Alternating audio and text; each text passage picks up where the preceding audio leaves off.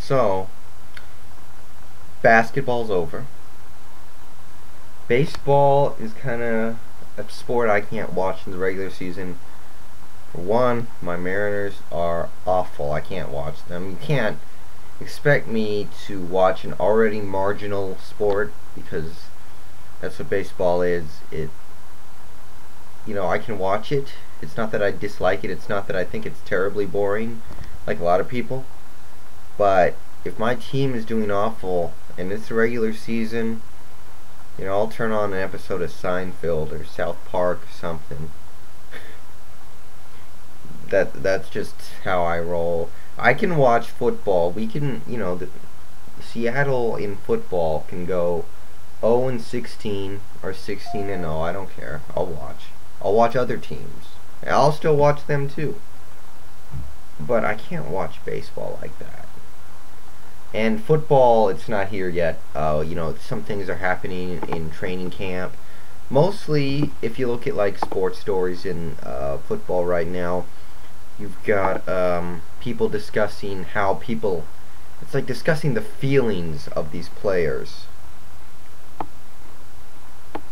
Just saying like how they're doing, what's up, and it's a little iffy. There's not much to talk about. I mean, you do get the occasional thing like the Javon Walker incident, and we'll see what's up there. I don't know anything about it. Javon Curse with the DUI.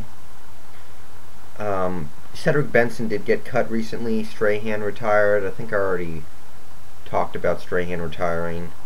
So there's just not a lot to talk about. So, since I am here, and it is kind of sort of a stagnant time for sports, and as long as I'm making this video, let's just discuss some things. And we're getting close to the end of the decade. We got a year and a half left in this decade. So now that we're getting close, let's talk mainly about football, but you can extend other sports if you want.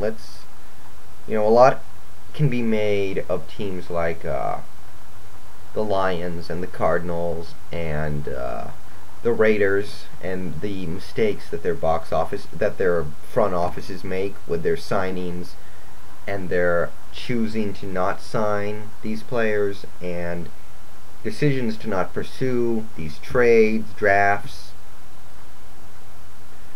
So my question to you is, in the last decade, ever since '00, so not counting 98 or 99, starting in 2000, what is the single worst front office mistake in the last in this decade? Now, this isn't just like a collective thing. You can't just say, well, you could make that like another section. You can't just say Jerry Angelo, because Jerry Angelo has done some stupid things in the last decade. There's a list somewhere on the internet. He forgot to check a box on a contract and ended up losing millions of dollars, and a really good player, all because he forgot to check a box while signing a contract. He traded Thomas Jones, and one season later had to cut his other running back because he was just so awful. He decided to stick with Rex Grossman when he could have chased after Drew Brees. He's done some stupid things, but not a collective effort. Which one decision do you think was the most detrimental by any one front office in the past decade? So I was talking to some people lately, and I was thinking of this because I was thinking about, let's switch to the NBA for a second, the Bulls signing Ben Wallace 3 years ago. He was leaving Detroit, I think, after the Spurs finals, which they lost in 7, and that was a great final. Very close, very well fought, hard fought. Horry again, in game, I think it was 5 coming up big, but he left Detroit, and the Bulls signed him now. The Bulls had spent the last 5 years flushing their cap, trying to clear up space so they could bring in a superstar like that. They were cutting players left and right. They weren't good. They weren't trying to get good. Yeah, they could make the playoffs once or twice, but who cares? Who cares? Am I right? They never would go anywhere because in the NBA, it's easy to make the playoffs and still be a crappy team.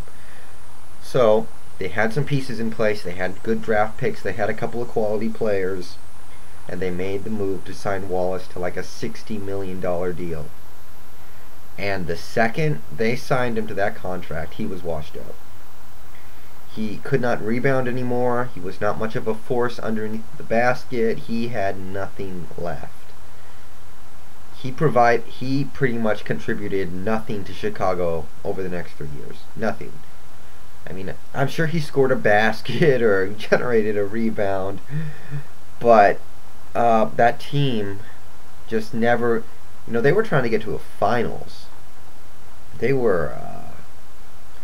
had the finals in sight because the Eastern Conference is clearly not great, or at least wasn't.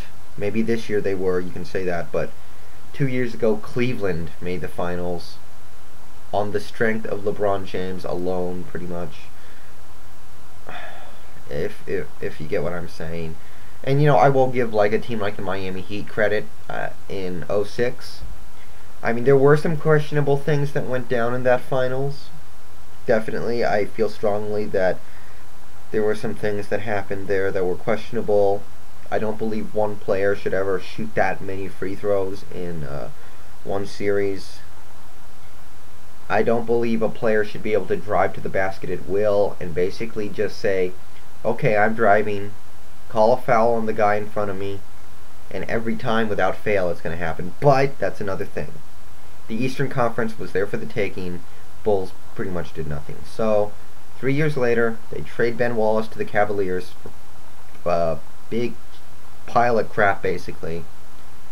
They didn't get anywhere during those 3 years, and now they're nowhere. Now they got to get back to flushing the cap because of all the things they did over the last 3 years trying to compete with the washed up Ben Wallace. They got to get rid of players, they got to clear the cap, and then they got to try again. So basically, the Bulls wasted 10 years because of Ben Wallace. A full decade of basketball that they can't get back, that was just completely thrown to the side because they signed Ben Wallace. It doesn't get much worse than that. Maybe there have been worse signings, maybe there have been lesser players signed to bigger contracts, but name me one player in NBA history who might have single-handedly stole 10 years from a basketball team, or any team. I don't think you can. And then you got like even baseball. Barry Zito, the Giants signed him to that $100 million contract, and now he pitches batting practice. That's an expensive ass assistant. But so what's the most damaging decision of the past decade in sports? You can just answer this for football if you only know football, but if you want to get into other sports, feel free. You got things like the Michael Vick trade. They traded Vick for LT, and the Falcons actually had to give up players like Tim Dwight, a couple of draft picks, more stuff to get Vick. But I'm iffy to say that because the Falcons did make the playoffs and were a pretty good team for a couple of years. They made an NFC championship game. They won playoff games. Exactly the same as the Chargers with LT. I don't think having LT instead of Vick would make the Falcons a Super Bowl winner or anything like that. So I'm not so sure about that personally. What else do you got? You got the Lions hiring Matt Millen. That was one move that generated a million other bad moves, so that's debatable. But that's definitely something that has set them back. To me, it's probably the Dolphins deciding to sign Dante Culpepper over Drew Brees. With Brees in 06, they're at least 500, probably better. That division was not as good as it looked that year. I think that had they been able to squeeze out 10 wins, and they got 5 with crap at quarterback. If they'd been able to squeeze out 10 wins, they could have competed for that division. I strongly believe that. It wasn't very good that year. Meanwhile, Brees goes to the Saints and puts them on the map for the first time in forever. Let's see, you got all these, there's no one move the Detroit Lions has done that has been extremely bad again. Up here in Seattle, we have deciding to give Sean Alexander the long contract over Steve Hutchinson, but again, we were a playoff team the last 2 years. We won our division, so can you really say it killed us that much? So, what do you guys think? Let me hear what you think, and I'm out.